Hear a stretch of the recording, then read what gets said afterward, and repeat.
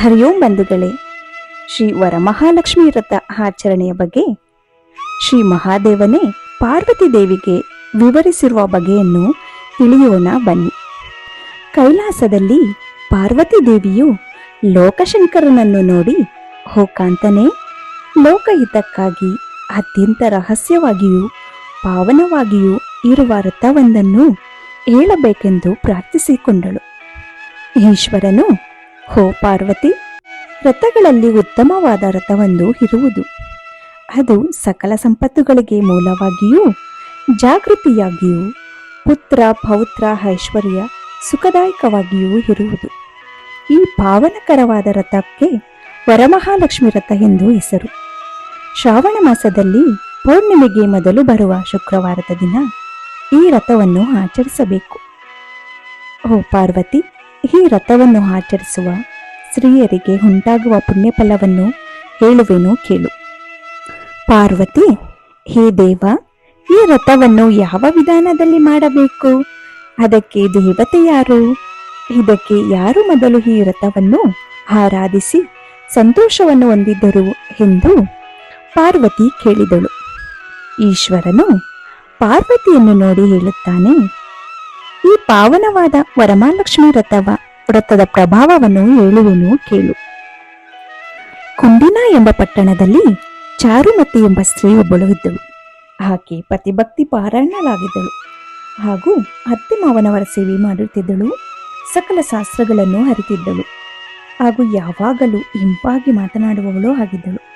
ನಿರ್ಮಲವಾದ ಮನಸ್ಸುಳ್ಳವಳು ಆಗಿದ್ದಳು. ಆ ಚಾರುಮತಿಗೆ ಸ್ವಪ್ನದಲ್ಲಿ ವರಮಹಾಲಕ್ಷ್ಮಿ ಪ್ರಸನ್ನಳಾಗಿ, ಓ ಚಾರುಮತಿ, ನಿನಗೆ ಶುಭವನ್ನು ಉಂಟು ಮಾಡಲು ವರಲಕ್ಷ್ಮಿ ಎಂಬ ನಾನು ಬಂದಿರುವೆನು. ಶ್ರಾವಣ ಮಾಸದಲ್ಲಿ ಪೌರ್ಣಿಮೆಗೆ ಮುನ್ನ ಬರುವ ಶುಕ್ರವಾರ ನನ್ನನ್ನು ಆರಾಧಿಸು, ನಿನ್ನ ಇಷ್ಟಾರ್ಥಗಳನ್ನು ಕೊಡುವೆನು ಎಂದು ವರಮಹಾಲಕ್ಷ್ಮಿಯು ಹೇಳಿದಳು. ಚಾರುಮತಿ, ಓ ಹರಿಪ್ರಿಯೆ, ಇಂದಿನ ಜನ್ಮದಲ್ಲಿ ನಾನು ಅನೇಕ ಪುಣ್ಯದ ಕಾರ್ಯಗಳನ್ನು ಮಾಡಿರುವುದರಿಂದಲೇ ನಿನ್ನ ದರ್ಶನ ಪಡೆಯುವ ಪುಣ್ಯ ಲಭಿಸಿದೆ ಎಂದು ಸ್ತೋತ್ರಗಳನ್ನು ದೇವಿ ಕುರಿತು ಹೇಳಿದಳು. ಆಗ ವರಲಕ್ಷ್ಮಿಯು ಆಕೆಗೆ ವರಗಳನ್ನು ಕೊಟ್ಟು ಅಂತರ್ಧ್ಯಾನಳಾದಳು. ನಂತರ ಚಾರುಮತಿ ಸೂರ್ಯ ಉದಯಕ್ಕೂ ಮುನ್ನ ಎದ್ದು ಶುಭ್ರಳಾದಳು. ತನ್ನ ಬಂಧುಗಳೊಡನೆ ತಾನು ಕಂಡ ಸುಸ್ವಪ್ನವನ್ನು ವಿವರಿಸಿದಳು. ಎಲ್ಲರೂ ಚಾರುಮತಿ ಹೇಳಿದ್ದನ್ನು ಕೇಳಿ, ನಿನ್ನ ಸ್ವಪ್ನವು ಮಂಗಳಕರವಾಗಿದೆ, ನಾವುಗಳೆಲ್ಲವೂ ಈ ವ್ರತವನ್ನು ಆಚರಿಸೋಣ ಎಂದು ಹೇಳಿದರು. ಎಲ್ಲರೂ ಶ್ರಾವಣವಾಸ ಪೂರ್ಣಿಮೆಗೆ ಮುನ್ನ ಬರುವ ಶುಕ್ರವಾರ ಸಂಭ್ರಮದಿಂದ ನಿರ್ಮಲ ಮನಸ್ಸಿಂದ ಶುಭ್ರವಾಗಿ ಕಲಶವನ್ನು ಇಟ್ಟು ಬಲಹಸ್ತದಲ್ಲಿ ದಾರವನ್ನು ಕಟ್ಟಿಕೊಂಡು ಸ್ತೋತ್ರಗಳನ್ನು ಹೇಳುತ್ತಾ ವರಮಹಾಲಕ್ಷ್ಮಿ ವ್ರತವನ್ನು ಆಚರಿಸಿದರು. ಭಕ್ಷ್ಯ ಭೋಜನಗಳನ್ನು ತಯಾರಿಸಿ ವೇದಶಾಸ್ತ್ರ ಪಾರಂಗತನಾದ ಒಬ್ಬ ಬ್ರಾಹ್ಮಣನಿಗೆ 12 ಭಕ್ಷ್ಯಗಳನ್ನು ದಕ್ಷಿಣೆ ತಾಂಬೂಲಗಳೊಡನೆ ಬಾಗಿನವಾಗಿ ಕೊಟ್ಟು ತಾಯಿಯ ಸನ್ನಿಧಿಯಲ್ಲಿ ತಾವು ಮಾಡಿದ ಭಕ್ಷ್ಯ ಭೋಜನವನ್ನು ಬಡಿಸಿದರು. ನಂತರ ವರಮಹಾಲಕ್ಷ್ಮಿ ಹಬ್ಬದ ಪ್ರಭಾವದಿಂದ ಚಾರುಮತಿ ಹಾಗೂ ಇನ್ನಿತರ ಸ್ತ್ರೀಯರು ಮುತ್ತು ಮಾಣಿಕ್ಯವನ್ನು ಕೊರಳು ತುಂಬ ಧರಿಸಿದರು. ಹೀಗೆ ಐಶ್ವರ್ಯವೊಂದೇ ಅಲ್ಲದೆ ಪುತ್ರ ಪೌತ್ರಾದಿಗಳನ್ನು ಧನಧಾನ್ಯ ಸಮೃದ್ಧಿಯನ್ನು ಸದಾಕಾಲ ಅನ್ನದಾನ ಮಾಡುವುದರಲ್ಲಿಯೂ ಬಂಧುಗಳನ್ನು ರಕ್ಷಿಸುವಲ್ಲಿಯೂ ಅತ್ಯಂತ ಶ್ರದ್ಧೆಯುಳ್ಳವರಾಗಿಯೂ ತಮ್ಮ ಮನೆಗಳಲ್ಲಿ ಸುಖವಾಗಿಯೂ ಇದ್ದರು.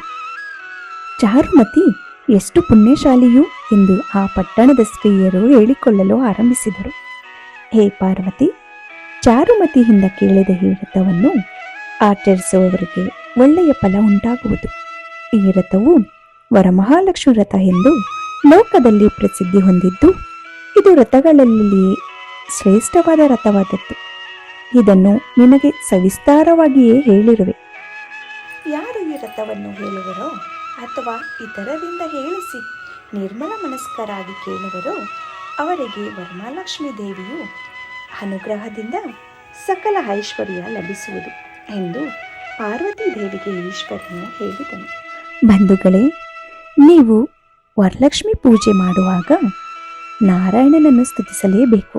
ಏಕೆಂದರೆ ಲಕ್ಷ್ಮಿ ಇಲ್ಲದೆ ನಾರಾಯಣನಿಲ್ಲ, ನಾರಾಯಣನಿಲ್ಲದೆ ಲಕ್ಷ್ಮಿ ಇಲ್ಲ. ಆ ನಾರಾಯಣ ಹೃದಯದಲ್ಲಿಯೇ ಶ್ರೀಲಕ್ಷ್ಮಿಯ ನಿವಾಸ. ಆದ್ದರಿಂದ ಲಕ್ಷ್ಮೀ ಪೂಜೆ ಮಾಡುವಾಗ ನಾರಾಯಣ ಪೂಜಿಸಲಿ ಮರೆಯದಿರಿ. ಆ ಲಕ್ಷ್ಮೀನಾರಾಯಣ ಎಲ್ಲರಿಗೂ ಆಶೀರ್ವದಿಸಲಿ. ಹರಿ ಓಂ.